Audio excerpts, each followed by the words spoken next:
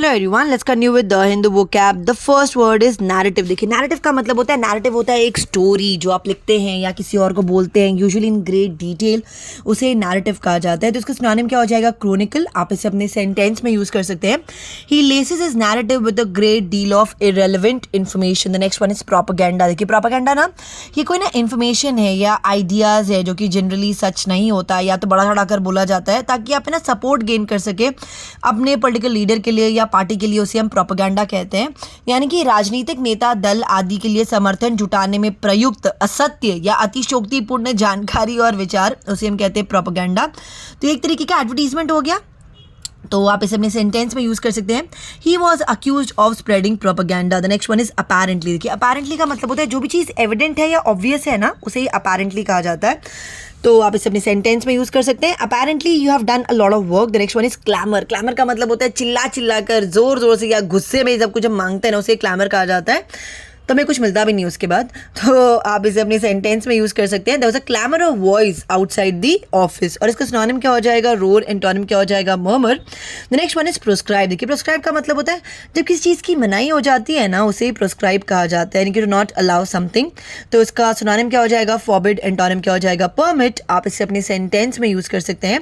The athletics federation has banned the runner from future races for using proscribe drugs. The next one is garner. Garner का मतलब होता है इकट्ठा करना, जमा करना, जनरली इन्फॉर्मेशन या सपोर्ट, उसे हम कहते हैं गार्नर। यानी कि टू ऑब्टेन और कलेक्ट समथिंग जस्ट इन्फॉर्मेशन और support.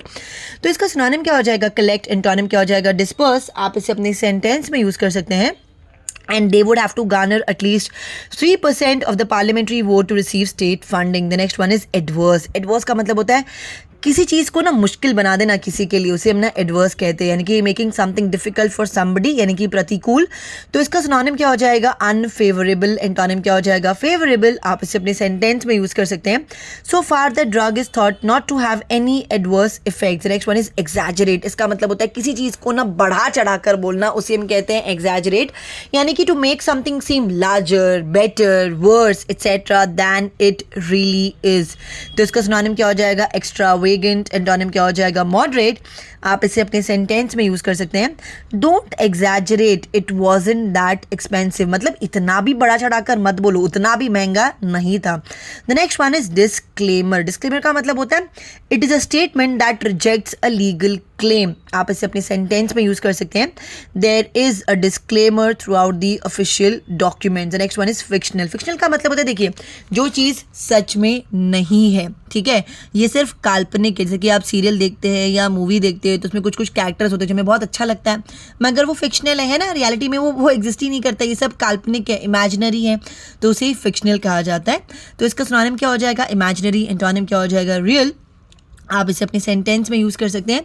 The events in the horror movie seemed so real to some fans that they could not believe that the whole thing was fictional. The next one is denounce. Denounce का मतलब होता है से publicly, यानी कि ना सार्वजनिक रूप से किसी को कहना या किसी की बात को गलत ठहराना, उसे डिनाउंस कहा जाता है।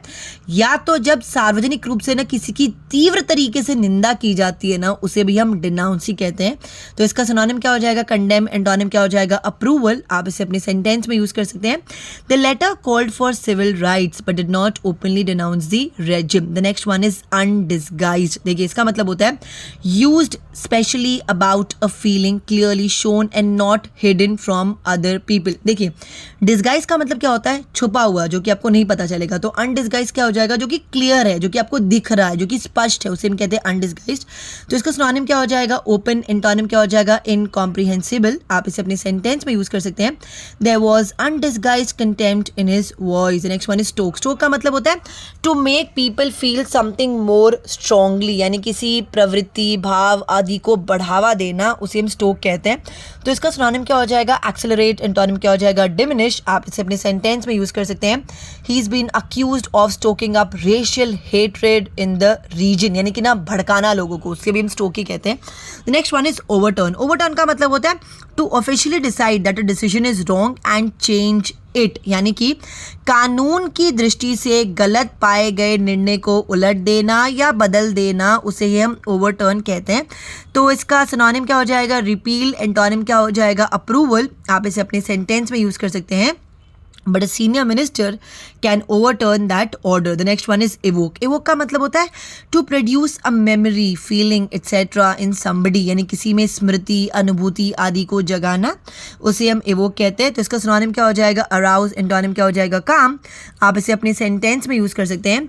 That smell always evokes memories of my old school. The next one is content. देखिए कंटेंट है ना, आप दो तरीके से यूज कर सकते हैं. देखिए एक होता है कंटेंट और एक होता है कंटेंट. एक कंटेंट का मतलब होता है सेटिस्फाइड होना, सिर्फ प्रोनाउंसिएशन का अंतर है, स्पेलिंग में भी कोई अंतर नहीं है. अगर आप बोलते हैं कंटेंट तो उस कंटेंट का मतलब हो गया सेटिस्फाइड, और अगर आप बोलते हैं कंटेंट तो जो मैं अभी बना रही हूँ ये क्या है? कंटेंट है, बराबर ना. यानी कि the main subject, ideas etcetera of a book, article, television programme etcetera, उसे ही कंटेंट कहा जाता है. आप इसे अपने सेंटेंस में यूज कर सकते हैं. It's a very stylish and beautiful film but it lacks content. The next one is ulterior. Ulterior का मतलब होता है छिपा हुआ, गुप्त, उसे हम कहते हैं अल्टीरियर, यानी कि ना सीक्रेटिव. तो इसका सिनोनिम क्या हो जाएगा? कंसील्ड. एंटोनिम क्या हो जाएगा? एक्सप्रेस्ड. आप इसे अपने सेंटेंस में यूज कर सकते हैं. He claims he just wants to help Lisa but I suspect he has an ulterior motive. The next one is empower. Empower का मतलब होता है टू गिव समबडी पावर और अथॉरिटी, यानी कि ना कार्य विशेष के लिए किसी को अधिकार देना या अधिकृत करना, उसे एम्पावर कहा जाता है. तो इसका सिनोनिम क्या हो जाएगा? एंट्रस्ट. एंटोनिम क्या हो जाएगा? रिवोक. आप इसे अपने सेंटेंस में यूज कर सकते हैं. The first step in empowering the poorest section of society is making sure they vote. The next one is perilous. देखिए इसका मतलब होता है extremely dangerous. ये वर्ड भी आपको ना बहुत बार मिलेगा द हिंदू में, ये एडिटोरियल का बहुत फेवरेट वर्ड है. तो इसे हम क्या कहते हैं? खतरनाक या जोखिम भरा. तो इसका सिनोनिम क्या हो जाएगा? रिस्की. एंटोनिम क्या हो जाएगा? सेफ. आप इसे अपने सेंटेंस में यूज कर सकते हैं. The country roads are quite perilous. The next one is prudent. Prudent का मतलब होता है सेंसिबल होना, केयरफुल होना while making judgements and decision, उसे हम प्रूडेंट कहते हैं. तो इसका सिनोनिम क्या हो जाएगा? केयरफुल. एंटोनिम क्या हो जाएगा? केयरलेस. आप इसे अपने सेंटेंस में यूज कर सकते हैं. It is always prudent to start any exercise programme gradually at first. The next one is condemnable. देखिए इसका मतलब होता है to express strong disapproval of. तो इसका सिनोनिम क्या हो जाएगा? अबॉमिनेबल. एंटोनिम क्या हो जाएगा? एडमायरेबल. आप इसे अपने सेंटेंस में यूज कर सकते हैं. Graham was right to condemn his players for lack of ability, attitude and application. The next one is purportedly. देखिए इसका मतलब होता है if you say that something has purportedly been done, you mean that you think that it has been done but you cannot be sure. मतलब आपको लग रहा है कि हुआ है पर आप श्योर नहीं है कि हुआ है कि नहीं हुआ है, उसे हम कहते हैं purported. तो यानी कि कथित रूप से. तो इसका सिनोनिम क्या हो जाएगा? एलिजिडली. एंटोनिम क्या हो जाएगा? इनक्रेडिबली. आप इसे अपने सेंटेंस में यूज कर सकते हैं. He was given a letter purportedly signed by the prime minister. The next one is radicalisation. देखिए इसका मतलब होता है the act of process of becoming more extreme as in beliefs, action और पॉलिटिक्स, उसे ही रेडिकलाइजेशन कहा जाता है. आप इसे अपने सेंटेंस में यूज कर सकते हैं. The war has radicalised an entire generation of young people. The next one is foster. Foster का मतलब होता है किसी को एनकरेज करना, टू हेल्प और encourage the development of something, कोई फीलिंग्स या कोई आइडियाज, उसे हम कहते हैं फोस्टर. तो इसका सिनोनिम क्या हो जाएगा? एनकरेज. एंटोनिम क्या हो जाएगा? डिस्करेज. आप इसे अपने सेंटेंस में यूज कर सकते हैं. The man hoped to foster a strong work ethic in his son. The next one is hasty. Hasty का मतलब होता है कोई भी चीज़ अगर बहुत जल्दबाजी में की जाए या बहुत जल्दी की जाए ना तो उसे हेस्टी कहा जाता है, यानी कि said और done too quickly. तो इसका सिनोनिम क्या हो जाएगा? क्विक. एंटोनिम क्या हो जाएगा? स्लो. आप इसे अपने सेंटेंस में यूज कर सकते हैं. He started screaming insults, so I made a hasty escape. That's it for today. अगर आपको वीडियो अच्छा लगा तो इसे लाइक करें, शेयर करें, मेरे चैनल को सब्सक्राइब करें. Thank you.